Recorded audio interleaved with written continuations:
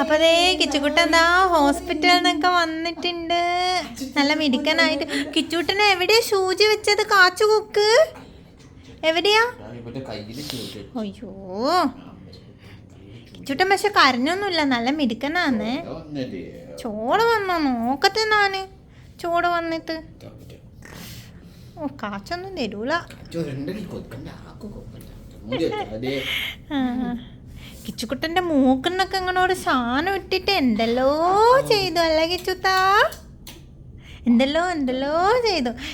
കിച്ചുട്ടൻ്റെ blood test ചെയ്യാനും കൂടെ കൊടുത്തിട്ടുണ്ട്. കുറച്ച് കഴിയുമ്പോൾ റിസൾട്ട് കിട്ടും കേട്ടോ. അപ്പം ബാക്കി യൂറിനും കൂടെ ടെസ്റ്റ് ചെയ്യണം. അത് പിന്നെ നമ്മൾ അവിടെ നിന്ന് എടുത്തില്ല, നമ്മൾ എടുത്തിട്ട് കൊടുക്കാമെന്ന് പറഞ്ഞു. ഇൻഫെക്ഷൻ എന്തെങ്കിലും ഉണ്ടോ? ടെൻഷനൊന്നും അടിക്കണ്ട. അവന് ഇങ്ങനെ എന്താ പറയുക, എന്തെങ്കിലും ഉണ്ടെങ്കിലേ നമുക്ക് നേരത്തെ അറിയാലോ.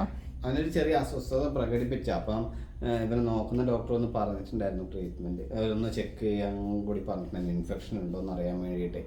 അപ്പം അതും കൂടെ നോക്കാമല്ലോ.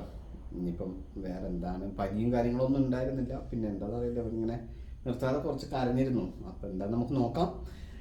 അപ്പം എന്തായാലും ടെസ്റ്റിന് കൊടുത്തിട്ടുണ്ട്, ബ്ലഡ് ടെസ്റ്റ് കൊടുത്തു. നാളെ യൂറിൻ ടെസ്റ്റിന്, അതായത് ഇനിയിപ്പോൾ അവിടെ നിന്ന് വലിച്ചെടുക്കണം എന്നാണ് പറഞ്ഞത്. ഇവനങ്ങനെ മൂത്രമൊഴിക്കണം എന്ന് പറയുമ്പോൾ മൂത്രമൊഴിക്കാൻ പറ്റില്ലല്ലോ. അപ്പം നമ്മളവിടെ കൊടുത്തില്ല, ഇവനെ വേദനിപ്പിക്കുന്നു വിചാരിച്ചിട്ട് നമ്മളതിൻ്റെ ബോട്ടിലെല്ലാം വാങ്ങിയിട്ട് എടുത്തിട്ട് ഇങ്ങോട്ട് വന്നു.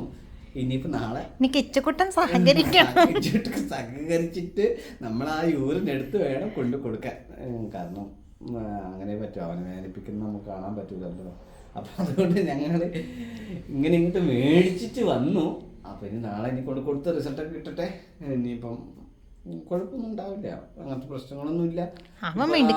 മിടുക്കനായി ചിരിച്ചോണ്ടിരിക്കുന്നു. പിന്നെ അവരുടെ ഒരു മെന്റാലിറ്റി അല്ലേ, അത് ചിരിക്കുന്നു.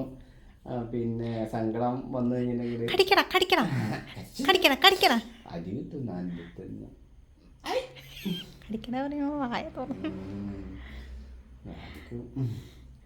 അപ്പം അതൊക്കെയാണ് വിശേഷങ്ങൾ. അപ്പം വേറെ പ്രശ്നങ്ങളൊന്നുമില്ല, കൊച്ചുണ്ടങ്ങനെ പ്രശ്നങ്ങളൊന്നുമില്ല. അപ്പം നമ്മൾ മുമ്പേ തന്നെ എന്തെങ്കിലും ഉണ്ടെങ്കിൽ മുമ്പേ തന്നെ കണ്ടുപിടിക്കാമല്ലോ, അത്രേ ഉള്ളൂ.